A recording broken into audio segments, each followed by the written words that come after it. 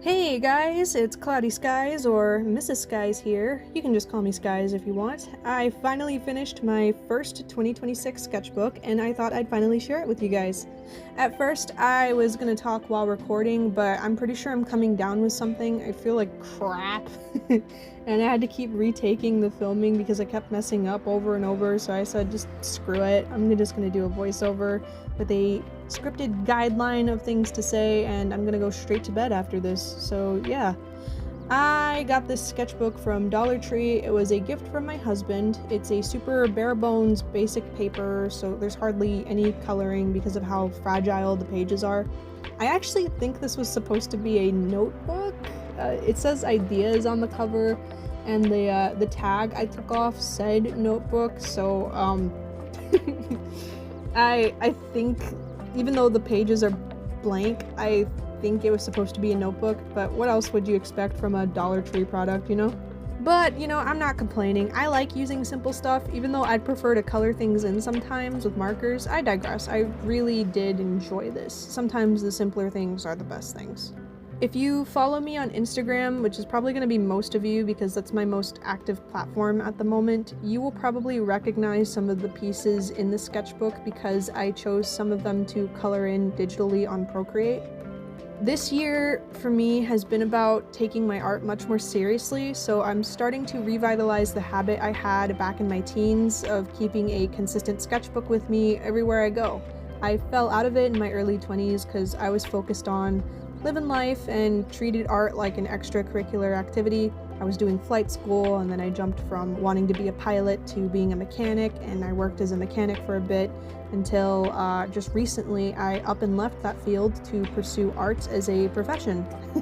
So I'm trying to get back into that mindset of a 19-year-old me when I was making a portfolio to get into art school, and I want to take it more seriously by drawing every day like I did back then and taking my sketchbook with me everywhere I go, basically. So I treat my personal sketchbooks like a visual journal or diary. I tried to keep a diary way back in the day, but writing every single day kind of sucks. I don't have the discipline for that, but I can draw every day. I also love adding extra elements into my sketchbook, like sticky notes and birthday cards and other cards I get from my church, and stickers and envelopes, and I put things in said envelopes because that's what makes mine super chunky. But I have to be careful with this one because if I add too much, it could break apart at the seams because this is still a very, very fragile product, and I didn't want that, so I didn't add as much as I could have. I like keeping a personal sketchbook because I can associate memories of this time in my life with certain drawings. I'd like to think I'm keeping a little time capsule for my future self for when I'm like 40 or something, super old, knocking on death's door.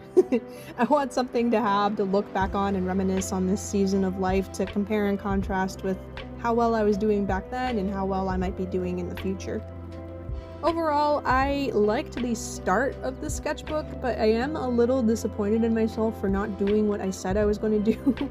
I wanted to get away from making standalone drawings, but all I ended up doing about 80% of the time with this book was indeed make standalone drawings. I wanted to challenge myself a bit more and focus more on backgrounds and realism, but oh no, I can't do that. I gotta make this unfinished raw sketch of a background for a comic I know I'll never make, so I can somewhat visualize this idea in my head I'm never gonna expand on again for at least another year and a half.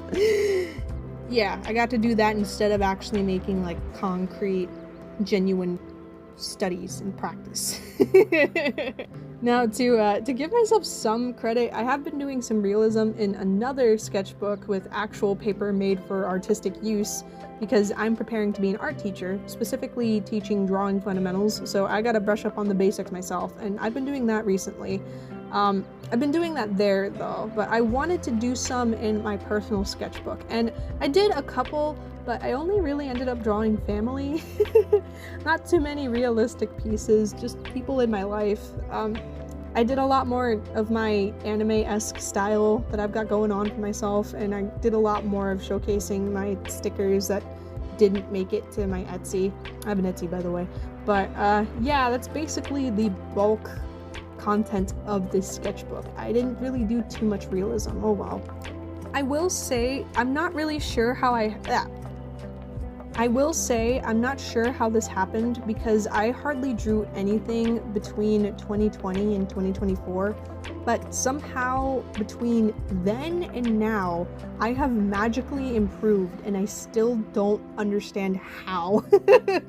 I went from being an okay, somewhat competent artist, being an art school animation majored wannabe from then times, and then going through a vortex of doing one doodle per month typically, to now 2025, 2026, somehow having actual decent understandings of form and value and color theory and all these other basic fundamentals, and I still don't know how I did it. It just feels so random because I genuinely wouldn't draw for months. Like, I have all the pieces that I've made in the past couple years up to 2025. I can count on one hand how many I've made, any major pieces. Like, that's not a lot of pieces.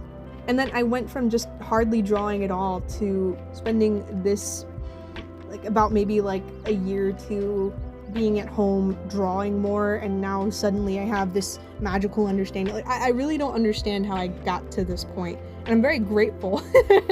I'm very grateful. I can see the improvement. Even though I don't understand how I got here, I somehow got here, and I can see how I've improved between 19-year-old want to go to art school me and 26-year-old old bat me who can draw much better now. Overall, even though I'm not really satisfied with my work, I don't think I'll ever be satisfied. What artist is satisfied with what they make?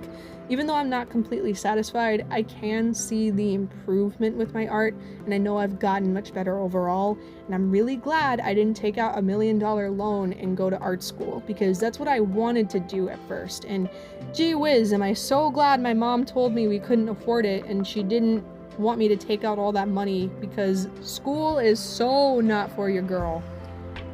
Looking back, if I could do it all over again, I might have done an animation certification at most at my local art school, which would have been Otis School of Art and Design. It's that big fancy art school in Los Angeles. I spent my teen years in LA.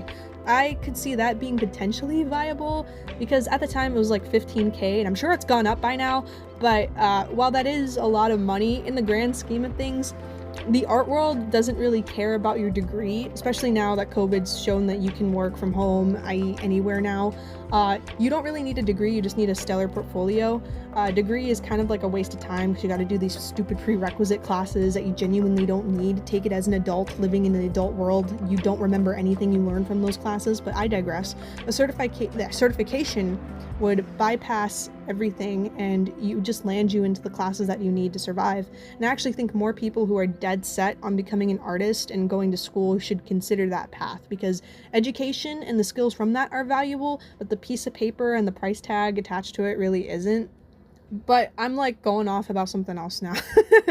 I'm glad I didn't go to Otis. That school has the grayest, ugliest, brutalist architecture I've ever seen. Like, how are you an art school for creative people, yet you are a rectangular prison on the outside? Like, it's such an ugly building. I really don't like that school. I only wanted to go because it was close to home. But, you know, I didn't need art school to get to this point in my skill tree, but I admit I probably could have been a lot further along by now had I hunkered down and took some art instruction. I did take an art class at my local community college, but I ended up dropping out of college, so whatever. But, you know, I'm just rambling off about art school. But, you know, God puts you where you need to be and lets you do what you gotta do. If you gotta waste a few years in a field you aren't passionate enough for, then that's the only way you can learn. If you are brute forcing your way through something where you know you don't really need to be in it, but you want to get through it anyways because you see the dollar signs at the end of the tunnel and everything else is telling you, hey, don't do it, but you do it anyways, you know, it's not really God, it's more on you. But, you know, God does put you where you need to be in the end. And I'm just yapping on and on now. I hope you enjoyed looking at my sketchbook tour, and I hope you enjoyed me rambling about nothing. I'm gonna try to upload more if I can. There's a lot of things I want to do. I want to talk about my art journey or my artistic abilities. I want to maybe see if I can do mini animations. I don't know. There's a lot of ideas circling in my head, and I'm not really confident in my ability to stay consistent, but you know, that's kind of it's just kind of par for the course with me. It's kind of how I am. I hope you enjoyed this tour of my sketchbook, and yeah, that's really about it. I'm gonna go lie down because I feel like garbage. Drink water, read your Bible, and I'm out. Peace.